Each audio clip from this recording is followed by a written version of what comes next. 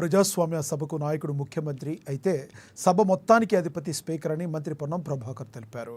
అటువంటి స్పీకర్ని పట్టుకుని సభ మీద ఒక్కడిది కాదు అని మాట్లాడటం ప్రజాస్వామ్యానికి వ్యతిరేకమన్నారు. ఇవన్నీ గమనిస్తున్న బీఆర్ఎస్ నాయకత్వం కూడా జగదీశ్వర్ రెడ్డి చేసింది తప్పని చెప్పలేదన్నారు. రాష్ట్రంలో నిరసనలకు బీఆర్ఎస్ పిలుపునివ్వడం హాస్యాస్పదమని విమర్శించారు.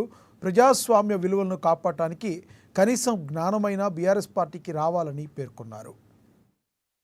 చట్టసభల్లో ప్రజాస్వామ్యానికి పద్ధతి ప్రకారంగా సభకు నాయకుడు ముఖ్యమంత్రి, సభకు అధిపతి స్పీకర్ గారు. అటువంటి స్పీకర్ గారిని పట్టుకొని సభకు నీ ఒక్కడిది కాదు అనేటువంటి మాట్లాడడం అనేటువంటిది ప్రజాస్వామ్యానికి వ్యతిరేకం.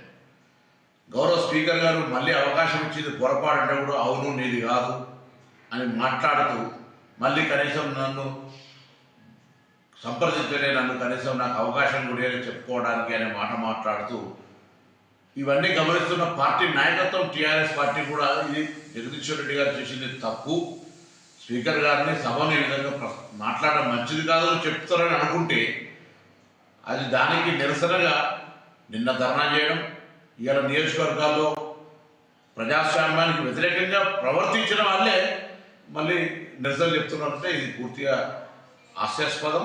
ఇది వాళ్ళకు కనీస జ్ఞానం రావాలి. ప్రజాస్వామ్య విలువలను కాపాడడానికి సభలో ఏ విధంగా ఉండాలి, సభా వేదికల్లో ఏ విధంగా ప్రవర్తించాలో తెలిసి కూడా ఈ విధంగా చేస్తున్నారంటే ఇది ఉద్దేశపూర్వకంగా చేస్తున్నారు.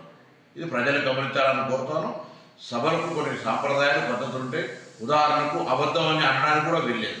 అది ఆ మాటను మనం సత్యదూరం అనాలి. ఇట్లా కొన్ని శాసనసభలో కొన్ని అంశాలు ఉన్నటువంటి పరిస్థితుల్లో సభకు అధిపతి, సభని ఒక్కడుదా అంటే ఎస్ శాసనసభకు అధిపతి అనే పదం దానిలోనే అర్థం కనబడుతుంటే కూడా దాన్ని మీద తిరిగి మళ్ళీ ఒక దళితుడు కాబట్టి ఆ విధంగా వ్యవహరించడం అనేటువంటి మాట మాట్లాడతారు.